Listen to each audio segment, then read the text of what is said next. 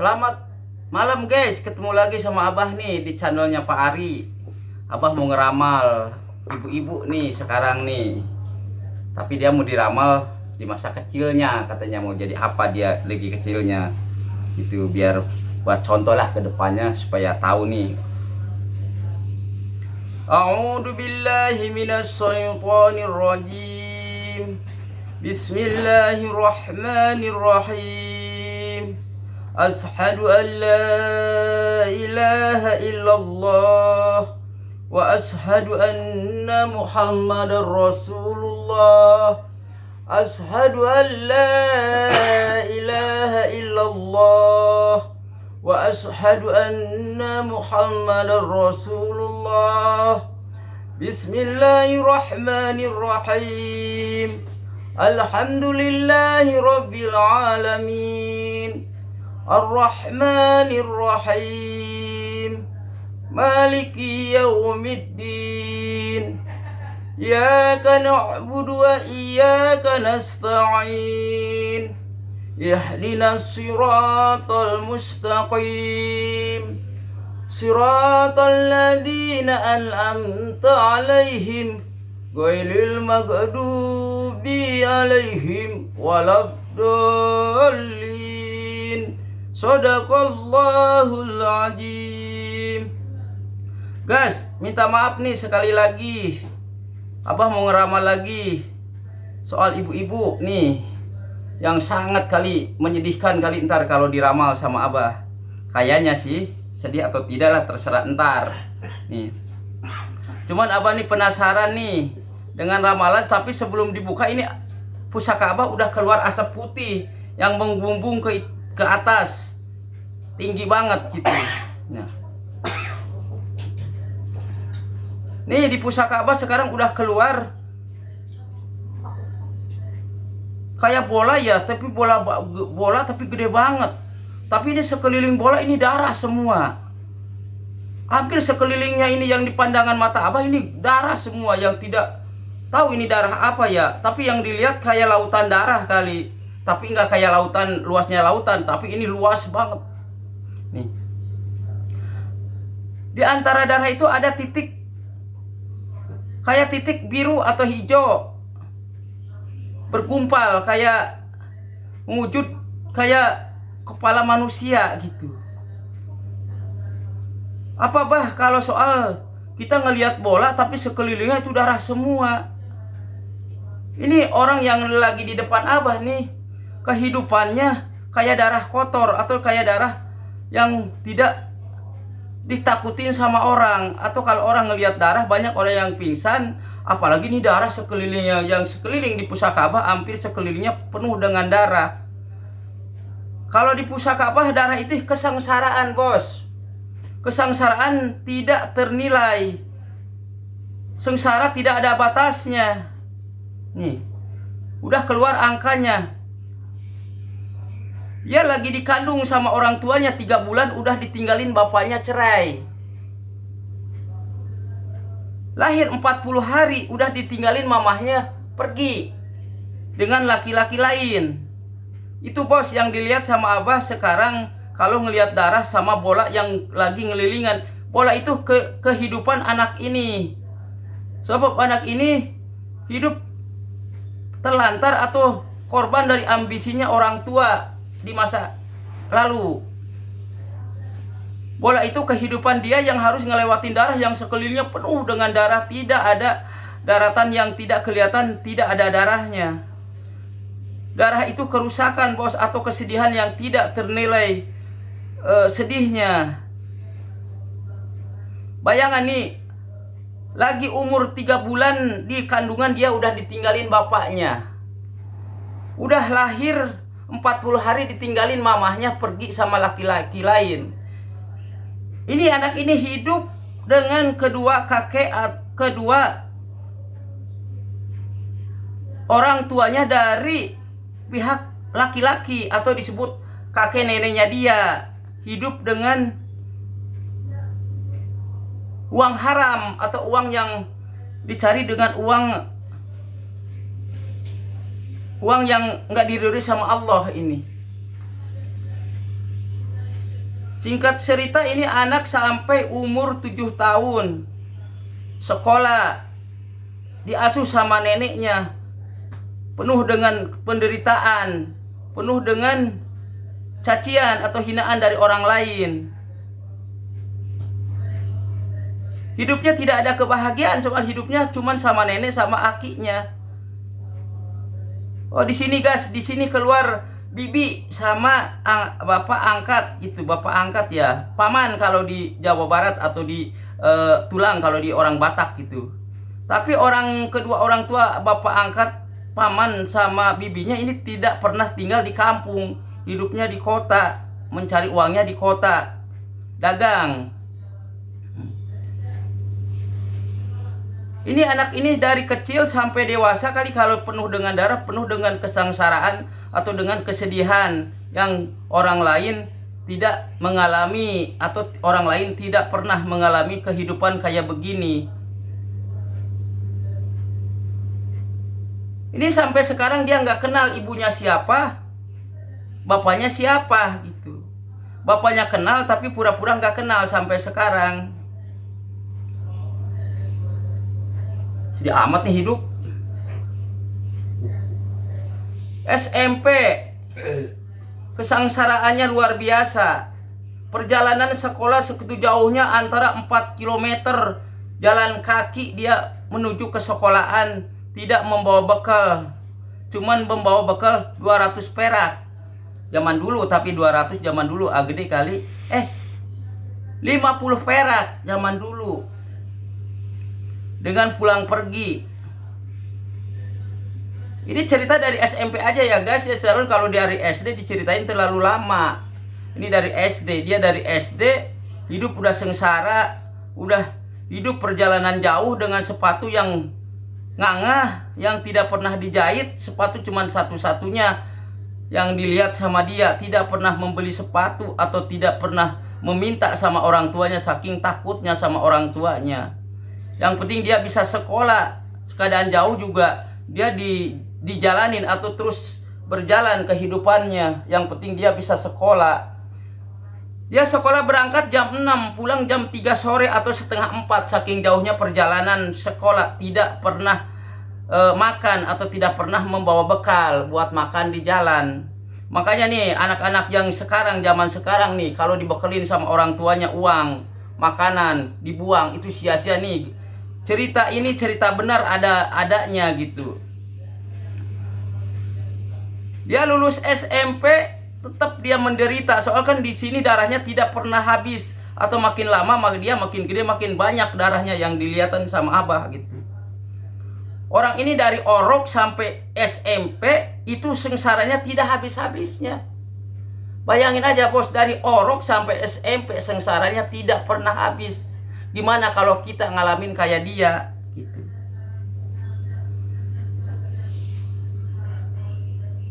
Dia mau dilanjutin sekolah, tapi sama orang tuanya malah dimasukin kerja ke pabrik supaya ngebantu ke perekonomian orang tuanya. Dia kerja siang malam sesudah lulus SMP. Di Jakarta, di Pulau Gadung ya sekolahnya, kerjanya. Pabrik-pabrik cuma dikasih gaji 6.500. Itu gajinya diambil juga sama bibinya, tidak pernah dikasih sama, merasakan gaji yang hasil jerih payahnya sendiri. Ini anak dari lahir sampai kerja tetap dia sengsara seumur hidupnya, tidak pernah dapat kebahagiaan sama sekali. Sedih tidak bisa sedih, nangis tidak bisa nangis. Hidup tanpa kedua orang tua, hidup cuman kakek sama neneknya yang diumbang-ambing, tiap tahun pindah kontrakan atau tiap tahun pindah tempat, dengan keadaan prihatin atau kesengsaranya luar biasa. Ini buat contoh guys, biar kita banyak bersyukur sama orang tua yang tidak pisah. Ini korban keserakahan orang tua yang ambisi, korban orang tua yang sama-sama ego atau sama-sama mementingkan dirinya sendiri. Ini kisah nyata guys. Kalau guys nggak percaya, orangnya ada di sini. Bukan ramalan dari Pusaka Abah. Ini di Pusaka Abah cuman membuktikan atau membenarkan. Nih, dia sampai SD, dari kecil sampai SD sampai SMP sampai kerja, dia nggak pernah senang hidupnya. Sengsara yang ada. Tidak boleh kenal sama cowok, kata bibinya. Soalnya kan kalau kenal sama cowok takutnya dia nggak mau kerja.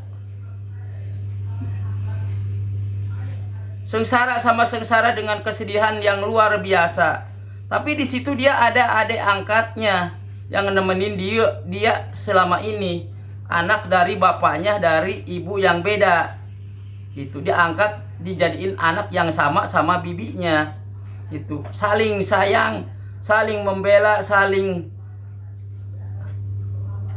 membantu dengan keprihatinannya gitu. Nah,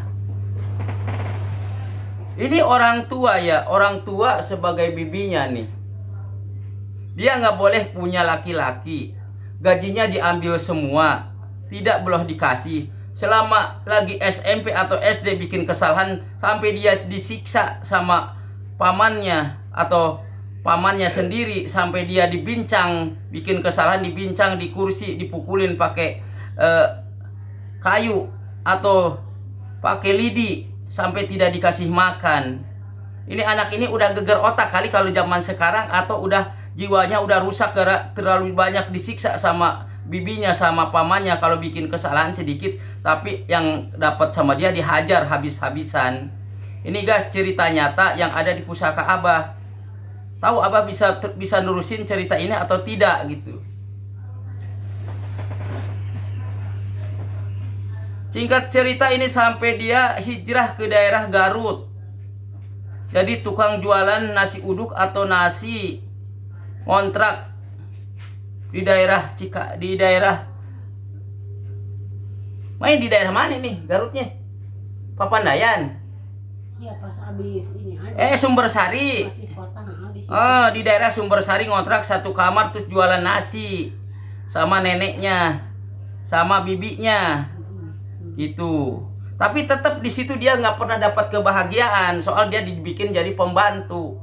Tidak boleh bilang capek atau tidak boleh bilang iya. Tapi kalau ngomong sama orang lain dia anak yang dimanja atau anak yang paling disayang menurut dia katanya.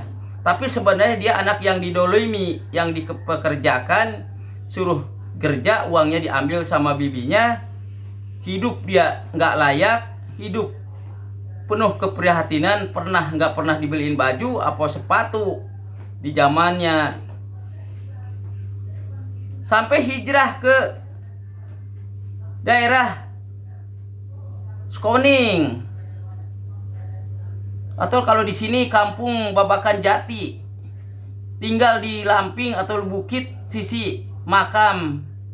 Kehidupannya tidak pernah bahagia di situ juga, penuh percomohan, penuh dengan penghinaan dari tetangga, penuh dengan kecurigaan dari tetangga.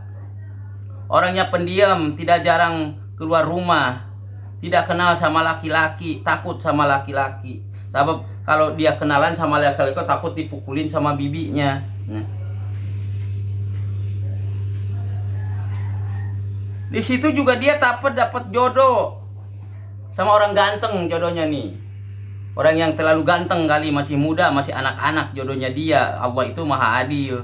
Dia dijodohin, tidak boleh nikah tapi satu jodoh dapat dia orang yang kaya atau yang mampu gitu.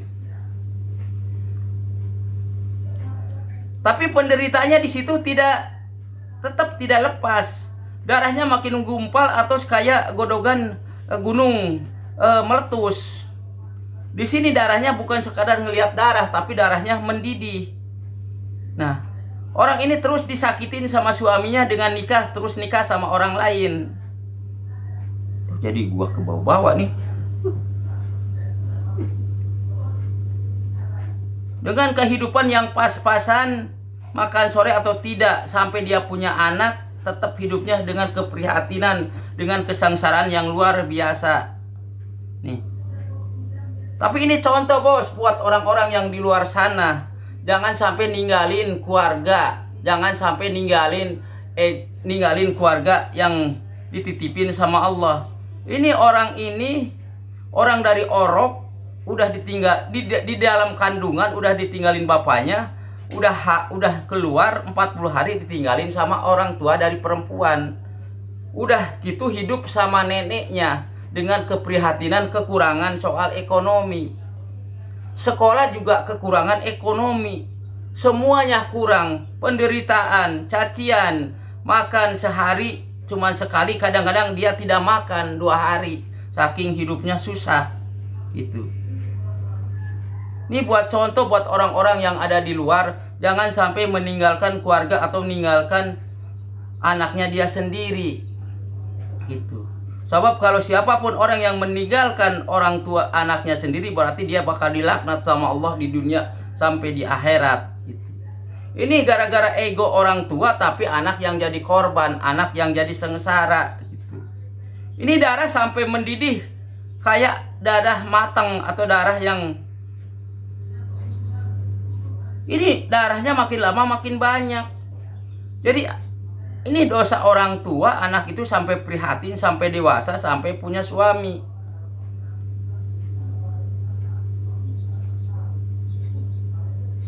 Dengan dikasih penyakit asma, tapi dia hidupnya kuat, hidupnya tidak goyah lagi, hidupnya tidak memikirkan orang tuanya lagi. Dia gak punya siapa-siapa guys di sini. Dia cuma sebatang kara, anak yatim piatu. Tuh. Makanya orang-orang yang di luar sana, saran Abah satu, jangan sampai cerai sama bini. Yang jadi korban itu anak. Ini ramalan Abah buat ramalan seorang yang di depan Abah gitu.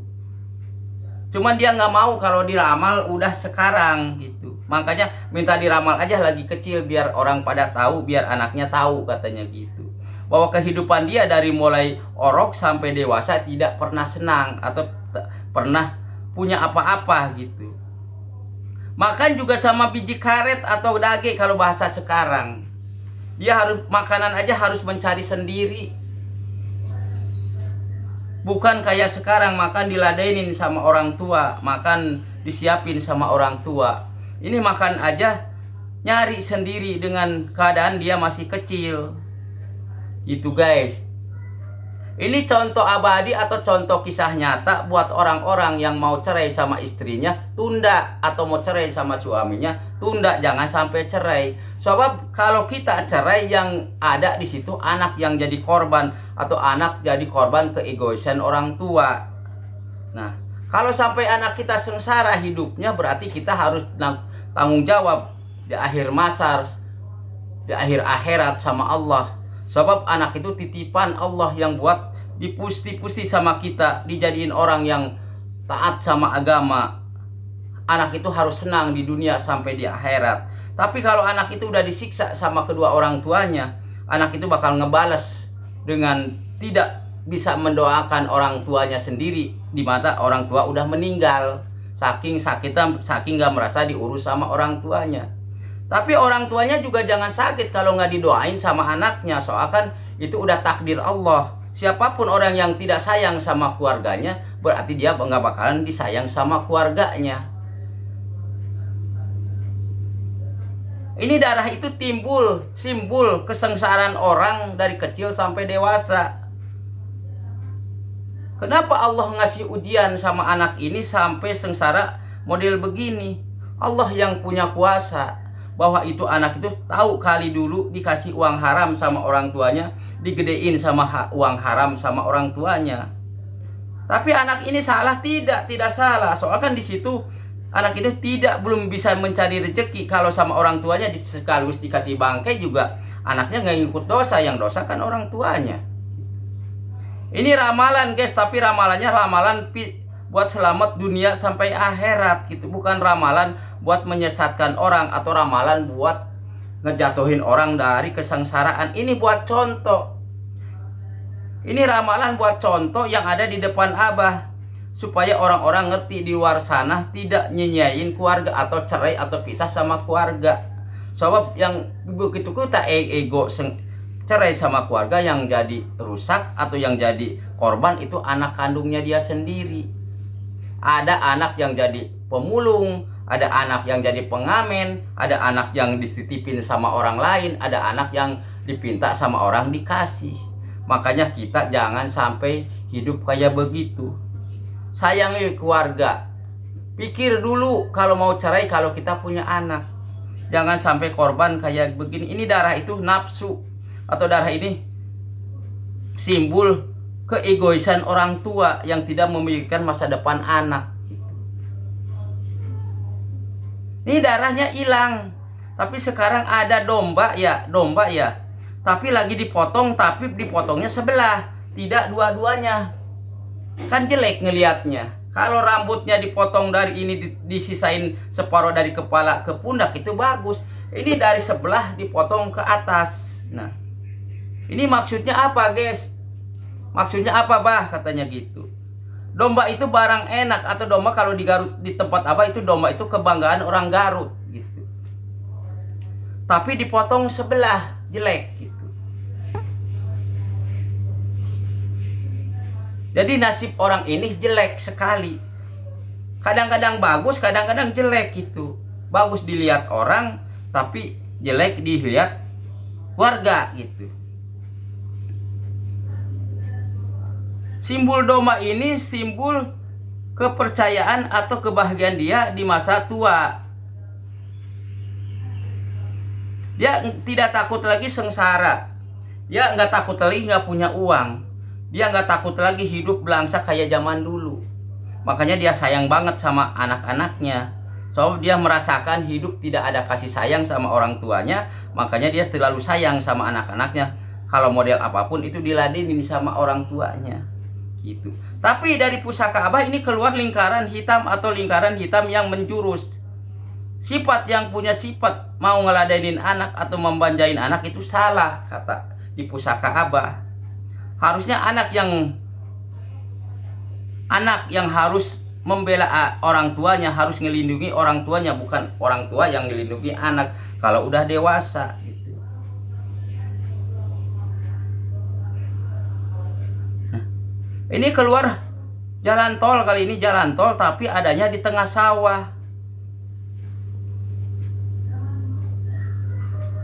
Kehidupan sekarang buat orang-orang yang sengsara di masa kecil, kehidupan sekarang dia udah bahagia dengan dikelilingin dengan sawah tapi jalannya mulus. Ini simbol bahwa hidup dia kedepannya bakal hidup kaya raya kali ini, atau senang, disenangin sama suaminya. Soal jalan tol itu jalan mahal. Jalan tol itu jalan yang kita mobil masuk tapi harus bayar. Bukan jalan pantura atau jalan bebas. Tapi di jalan tengah ini kan jalan tol di tengah-tengah sawah. Sawah itu kehidupan kita. Sebab di situ ada padi atau menjadi beras buat kehidupan kita di alam dunia. Sebab manusia itu harus makan, makannya dari padi. Padi itu menjadi beras gitu. Itu simbol sebenarnya, simbol dari sekarang orang ini yang sengsara dari orok tidak pernah susah dari makanan atau susah dari makan. Maka sekarang orang ini tidak mau makan apa-apa saking bosannya. Makanan yang udah dimakan sama dia semuanya bosan.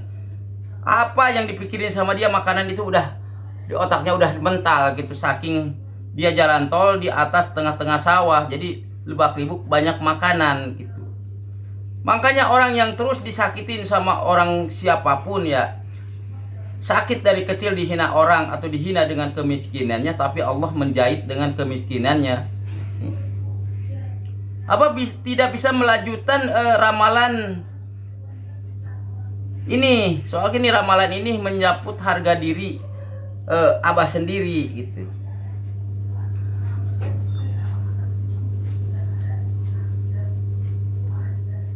Ramalan itu cuma simbol, guys. Yang ada di luar sana ramalan itu benar ya benar, ya salah ya salah gitu. Apalagi keluarnya dari pusaka Abah. Jadi pusaka Abah itu nggak bakalan menyesatkan atau tidak bakalan membohongin siapapun yang diramal di sini gitu. Makanya dibacain ayat suci Al-Quran atau 2 kalimat syahadat supaya tidak salah ramalannya gitu.